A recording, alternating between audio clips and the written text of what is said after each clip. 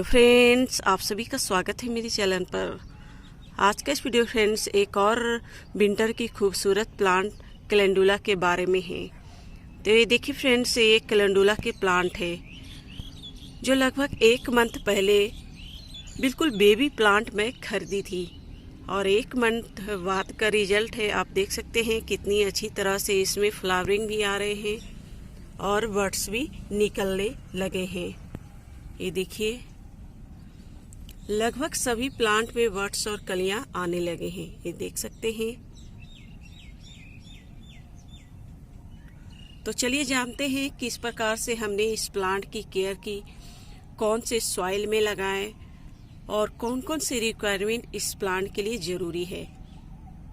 तो सबसे पहले बता दूं फ्रेंड्स, कैलेंडुला प्लांट आपको ज़्यादातर 2 कलरों में नर्सरी पर देखने को मिलेंगे, एक येलो कलर और एक ऑरेंज लिए हुए।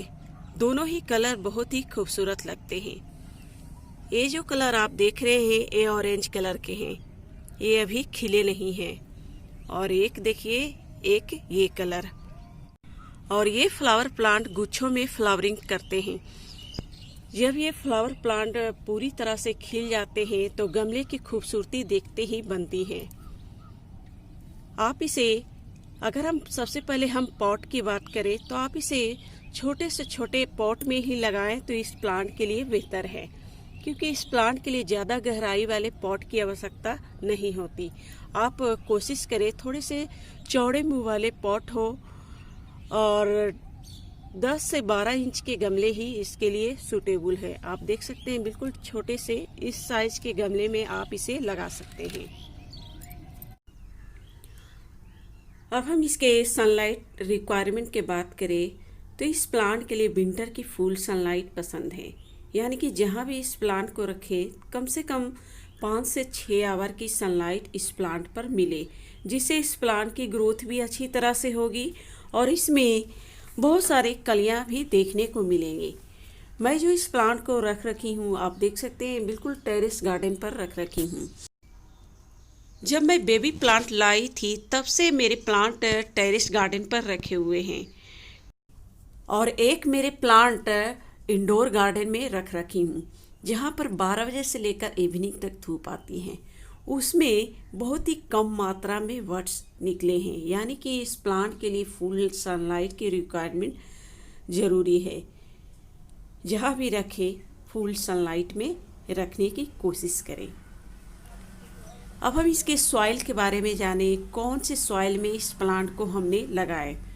तो इस प्लांट को जब मैं बेबी प्लांट खरीदी थी तो इस प्लांट के लिए जो सॉइल मैं रेडी की थी उसमें 40% के करीब कंपोस्ट, यानी कि 20% काऊ डंग और 20% बर्मी कंपोस्ट मिक्स की थी और एक पार्ट यानी कि 10% के करीब सॉइल और 10% के करीब सैंड मिक्स की थी। और उसमें थोड़ी से मात्रा में मैंने फंगीसाइड पाउडर भी मिक्स की थी इस प्लांट को लगाने के लिए। यानी कि जो भी आप सॉइल इस प्लांट के लिए रेडी करते हैं थोड़े से वेल ड्रेन होनी चाहिए और सॉइल में थोड़े से रिच सॉइल इसे पसंद है, यानी कि कंपोस्ट की मात्रा आप इसकी सॉइल में ज़्यादा से ज़्यादा रखें तो इस प्लांट की ग्रोथ अच्छी तरह से होती है। उसके बाद हमने छोटे से बेबी प्लांट को पिंचिंग करना स्टार्ट किए। पिंचिंग यानी कि उसके ब्रांच को मैं कट करती थी। आपको मैं दिखाती हूँ पिंचिंग किस तरह से आप कर सकते हैं। जो भी छोटे प्लांट होते हैं उसमें पिंचिंग बहुत ही ज़रूरी है उस प्लांट की ग्रोथ के लिए और उस प्लांट को घना बनाने के लिए। अभी तो मेरे प्लांट थोड़े से बढ़ चुके हैं, कहाँ से मैं दिखाती हूँ तब भी मैं आपको पिंचिंग करके दिखाती हूँ। ये देख सकते हैं इसमें भी बहुत सारे बड्स आए हुए हैं। अब बड्स मैं तोड़ नहीं सकती हूँ और इसमें भी देख सकते हैं बहुत सारे कलियाँ आए हुए हैं। तो चलिए मैं देखती हूँ कहाँ से मैं पिंचिंग करके आपको दिखाऊं। ऐसे कई वीडियो में मैंने मैरीगोल्ड के प्लांट पर भी पिंचिंग करके बताई थी, तब भी मैं आपको फिर से मैं दिखाती हूँ पिंचिंग करके। चलिए मैं इसी छोटे प्लांट में पिंचिंग करती हूँ। तो ये देखिए फ्रेंड्स, ये देखिए आप इस तरह से ब्रांच को कट करना, ये पिंचिंग है। यानी कि जहाँ से आप कट करेंगे वहाँ से बहुत सारे ब्रांच निकलेंगे। अगर इस तरह से आप जैसे पहले ब्रांच को कट किए तो वहाँ से 2-3 ब्रांच निकलेंगे, फिर तीनों ब्रांच में आपको कट करनी है, 3 ब्रांच में से फिर से ब्रांच निकलेंगे। यानी कि बहुत सारे ब्रांच और बहुत सारे वर्ड्स देखने को मिलेंगे। यानी कि इस प्लांट के लिए पिंचिंग भी उतने ही मायने रखते हैं प्लांट को घना बनाने के लिए।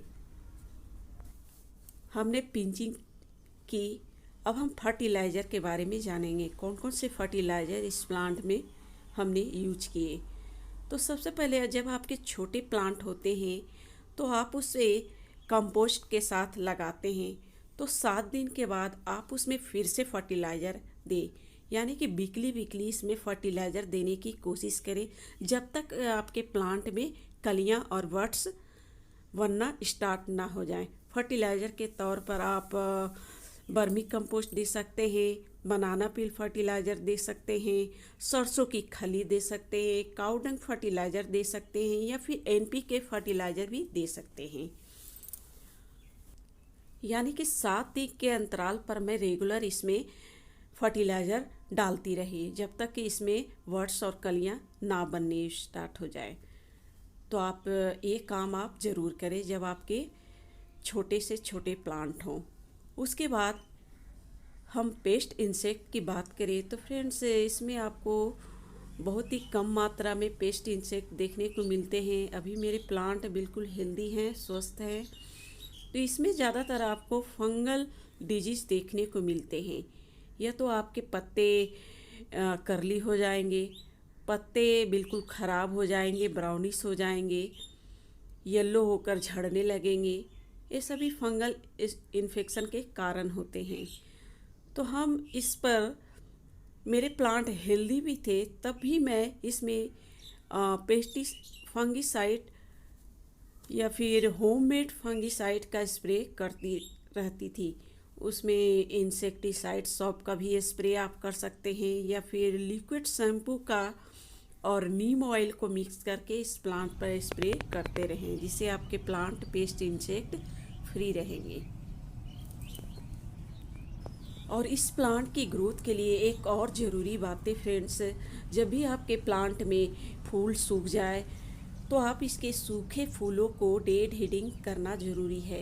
ये प्लांट के लिए डेड हीडिंग उतनी ही ज़रूरी है फ्लावरिंग की ग्रोथ के लिए, अच्छे फ्लावरिंग के लिए। यानी कि डेड हीडिंग इस प्लांट पर रेगुलर आप करते रहें। तो ये कुछ केयर टिप्स हैं, इस टिप्स को फॉलो करें, आपके भी प्लांट हेल्दी और स्वस्थ रहेंगे और अच्छी तरह से बड्स और कलियां आएंगे। और इसके गमले में जितने भी अनवांछित घास पात है आप इसे रेगुलर हटाते रहें, और इसकी सॉइल की गुड़ाई समय समय पर करते रहें, एयर सर्कुलेशन अच्छी तरह से इस प्लांट को मिल सके। Thank you so much.